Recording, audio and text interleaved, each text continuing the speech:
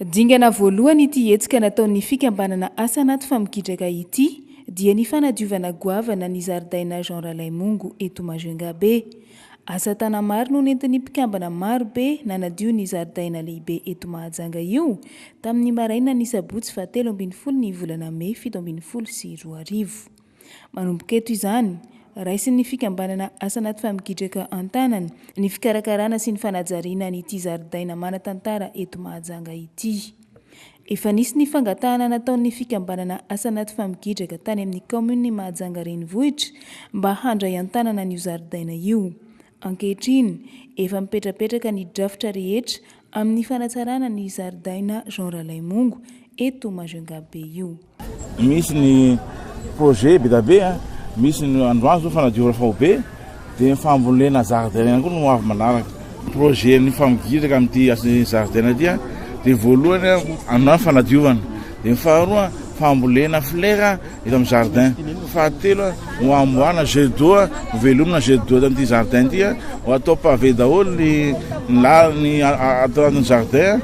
Dia misy ihany koa ny fanaovana ny kilalao maro samihafa reny ho atao ny famokijaka eto. Misy ihany koa le connexion bojo ho an'ny vahoaka Mahajanga amin'ity jardin ihany ity. Hetsika isan'ny goavana indrindra ataon'ny fikambanana asa anaty famokijaka eto an-tampon-tanànan'i Mahajanga ity projet Jardin Jean Ralaimongo ity, ankoatra ny asa sosialy izay efa nahaizana azy hatramin'izay ka mbola tohizany mandraka ankehitriny.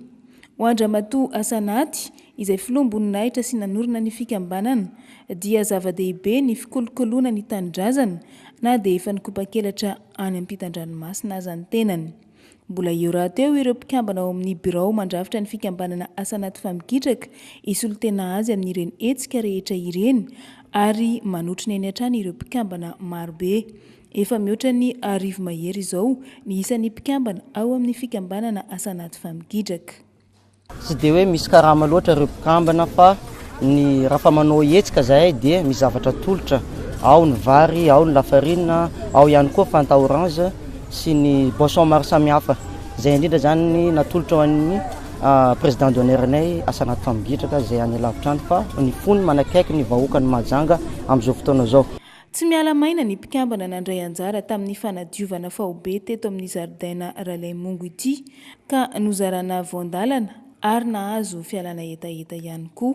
Nozaraina tamin'izany ny vary, ny lafarinina ary ny zava-pisotro izay tsotsotra ihany ho an'ireto mpikambana rehetra. Hiditra tsy ho ela ao amin'ny vanim-potoanan'ny Ramadan ireo mpino silamo, tsy maintsy hisy ny hetsika mifandraika amin'izany iarahana amin'ny fikambanana asa anaty famokijaka.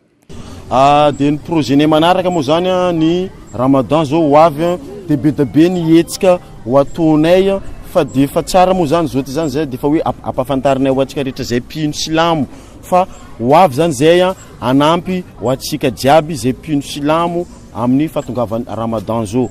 Ary misy moa zany ny teny filamatra anay vaovao ato amin'ny association asa anaty famokijaka dia hoe oeraoera tsy maintsy mandeha.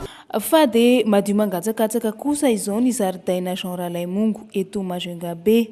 Angovin'olona maro no nahavitana izany.